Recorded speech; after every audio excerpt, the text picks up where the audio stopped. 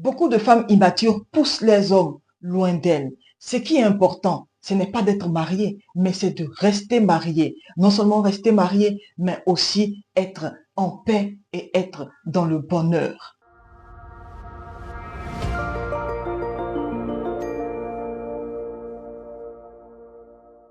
Bienvenue sur ma chaîne, Maria Esther Favor est mon nom et nous sommes dans la troisième partie de ce message assez intéressant qui ressourde les couples. Pousse ton homme à t'aimer.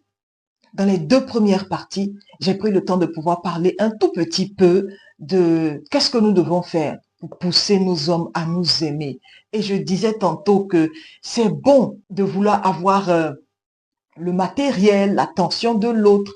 Mais s'il y a une chose que moi je retiens avec toutes ces années où j'ai été mariée et toutes ces années que je suis là en train d'enseigner, d'écouter les couples, c'est mieux quand ton mari t'aime. Et il y a beaucoup de choses qui le poussent à t'aimer et il y a beaucoup de choses qui le repoussent. Mais ce que nous sommes en train de faire aujourd'hui, c'est de bâtir les mariages, bâtir les relations, bâtir l'intimité, parce que nous savons que ce n'est pas toujours évident. Quand on vit ensemble, la monotonie s'installe et les courants et les événements et les difficultés que nous traversons nous emmènent à ne pas être toujours attirants. Mais ce que Dieu attend de nous, c'est que nous puissions faire des pas pour que nos hommes puissent continuer à nous aimer. J'espère que les deux premiers messages vous ont fait du bien. En tout cas, moi, je prends plaisir à partager avec vous. C'est des choses que j'applique et ma vie est en train de s'améliorer au fur et à mesure que ce que je découvre, je partage avec vous. Dans cette troisième partie, j'aimerais tout simplement attirer l'attention de quelqu'un en disant que si tu veux que ton mari t'aime, il faut arrêter de fouiller dans son téléphone et de le micro-gérer. Nous sommes très méticuleux, c'est vrai. On est porté sur les détails, c'est vrai. Mais est-ce que vous savez que être dans une relation ne veut pas dire que être en prison, c'est deux choses différentes. Beaucoup de femmes se marient, elles sont pas matures. Matures dans la manière de penser, matures dans la parole, matures dans le comportement. Tu as voulu te marier, c'est vrai.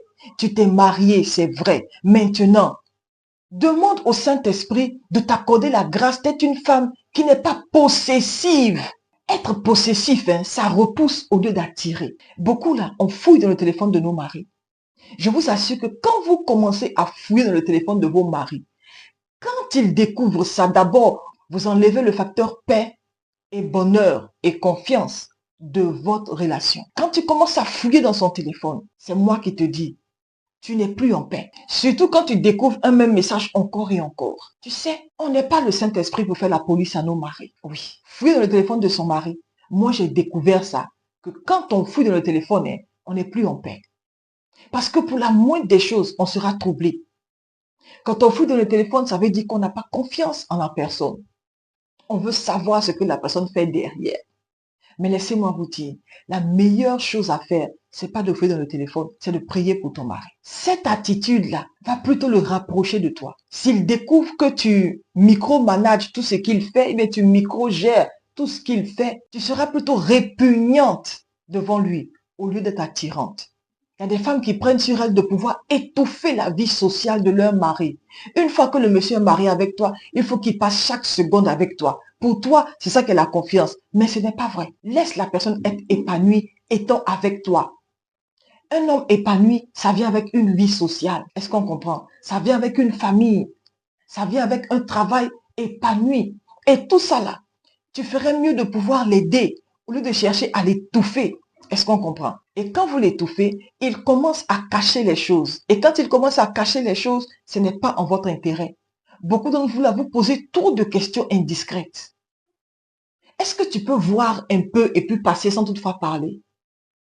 Est-ce que tu sais que malgré ta police que tu fais derrière lui là, s'il veut te tromper, il va te tromper. Nous sommes en train de parler de comment nous devons faire pour que nos hommes soient attirés par nous. Comment on doit le pousser à nous aimer, pas nous repousser. D'accord? Et ça vient en laissant une certaine marge de liberté à l'autre. C'est important. La plupart des hommes cachent des choses à leurs femmes.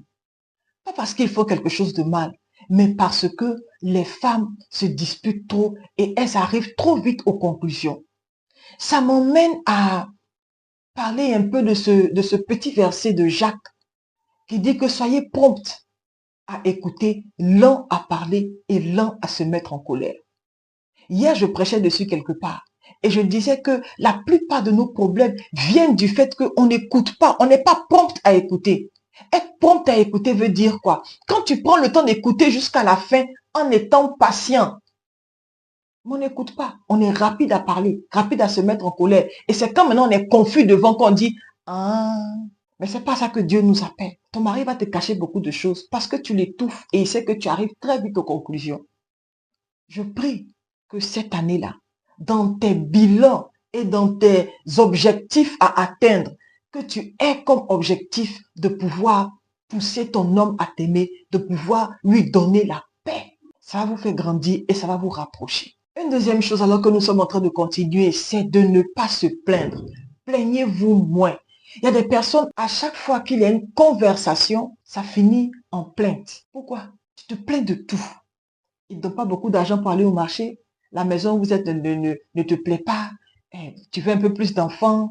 Tu es fatigué de ça. Essaie un peu de t'enregistrer et puis de t'écouter toi-même. Tu te plains trop. Et une personne qui se plaint, on n'aime pas être autour de cette personne-là. On aime les personnes reconnaissantes. Et c'est pareil pour nos hommes. Essaie un peu de rehausser le niveau en étant plus reconnaissante. Au lieu de toujours faire ressortir ce qui ne va pas. Et les plaintes.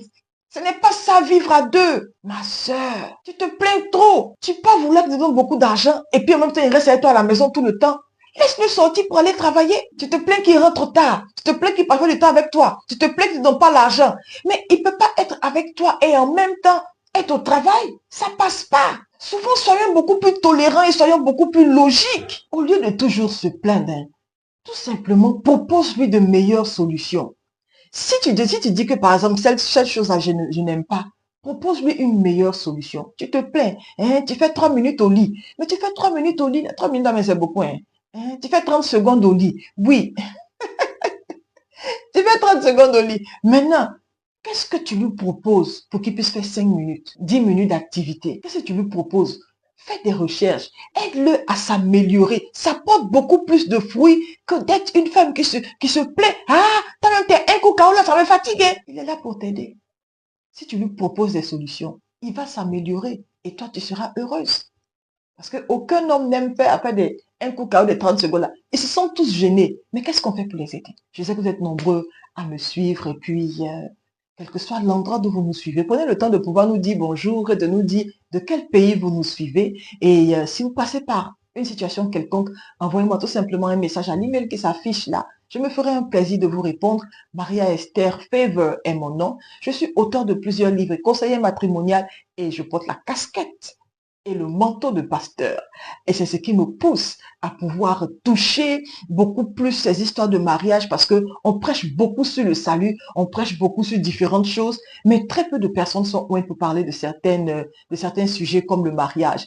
Et le cœur que j'ai, le cœur de pasteur que j'ai, m'emmène à pouvoir avoir beaucoup de compassion sur toutes les personnes-là qui traversent ces difficultés, toutes ces personnes-là qui se marient, mais elles sont remplies d'immaturité et de manque de sagesse. Voici pourquoi beaucoup divorcent, voici pourquoi beaucoup se séparent, voici pourquoi beaucoup, leur mari préfère les fuir. C'est vrai qu'il y a des situations où on peut divorcer. Quand vous vous entendez, vous voyez que, ah bon, cher, ça là, ça passe pas. D'un commun accord, vous pouvez vous séparer. Ce n'est pas la guerre.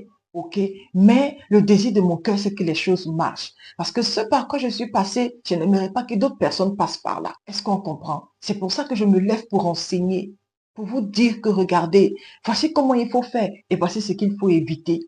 Est-ce qu'on comprend? Donc, je serais heureuse de pouvoir vous lire dans les commentaires, de savoir d'où est-ce que vous nous suivez. Merci et de nous dire également si cette chaîne-là vous fait du bien ou pas et les sujets que vous aimeriez qu'on puisse aborder. Je pense que ça va faire du bien à chacun d'entre vous.